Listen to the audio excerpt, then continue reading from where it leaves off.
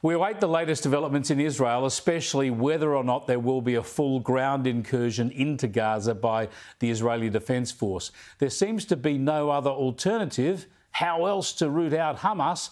But as he flew home last night, US President Joe Biden suggested there could be other options. We had a long talk about that and what alternatives there are. Our military is talking with their military about what the alternatives are, but I'm not going to go into that either.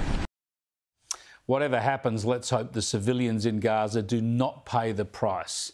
Look, Biden did the right thing, of course, by going to Israel. As I said last night, he showed US solidarity.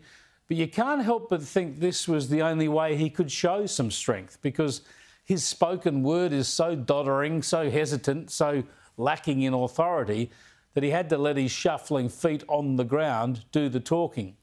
Explain to us what he was trying to say here. Years ago, I asked the Secretary of State when he and I were working in the Senate to write something for him, and he said, he wrote a line that I think is appropriate. He said, it's not, we lead, not just, well, I won't go into it, I'll wait later. Taking too much time. I don't know, he forgot, or maybe he was sharp enough to realise it was inappropriate. Who knows? It's just a worry, isn't it? Now, I told you last week, the day after those horrific Hamas atrocities that killed more than 1,400 Israelis and saw up to 200 hostages kidnapped, you know, the rapes, the burnings, the beheadings, the sickening slaughter of innocents. Well, I told you then it would only be a week before all the anger was directed at the victims of this outrage, at Israel. And so it is. Now, we don't want any civilians killed, of course, not in Israel and not in Gaza. But obviously, Israel has to try to eliminate Hamas. Otherwise, these Islamist extremist terrorists will only keep killing. And you have to be very wary of the Palestinian propaganda machine. Yesterday, the world was in uproar about reports that 500 innocent people had been killed when Israel bombed a hospital. There was condemnation and there was anger. And yet already we know this did not happen.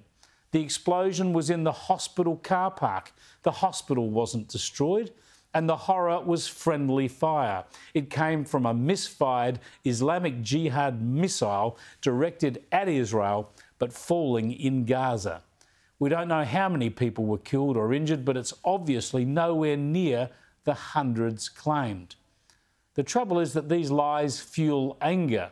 And predictably, that anger is directed at Israel, stoking volatile protests right around the world.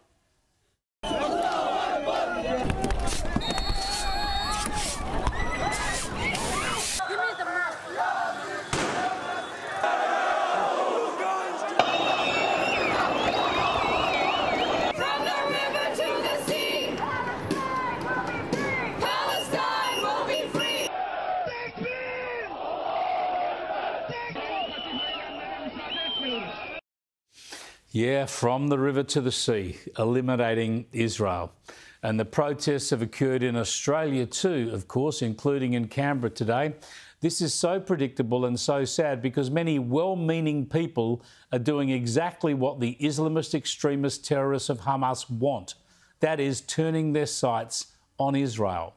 This is why Hamas slaughtered Israelis, to draw a response from Israel, to see more innocents killed, to inflame Palestinian tensions, to make Israel a pariah state.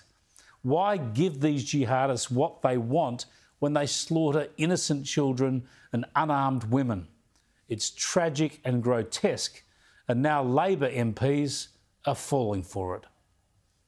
I feel very strongly that Palestinians are being collectively punished here for Hamas's barbarism. It's been remarked that what happened on October 7 was Israel's equivalent of 9/11. The number of Palestinians that have been killed so far equates to the number of people who lost their lives in 9/11. We don't see any public landmarks in Australia that are being lit up in red, black, white and green. There'll be people that are very uncomfortable with me making that remark. But it goes to the heart of what Palestinians and those who care for them in Australia this goes to the heart of what they think, which is that Palestinian lives are considered lesser than. The idea of war crimes is something that needs to be investigated. I would be loath to claim war crimes without a full investigation. That is how international law operates. But I would say, and I would urge Israel to abide by international laws on the rules of engagement. They are there for a reason.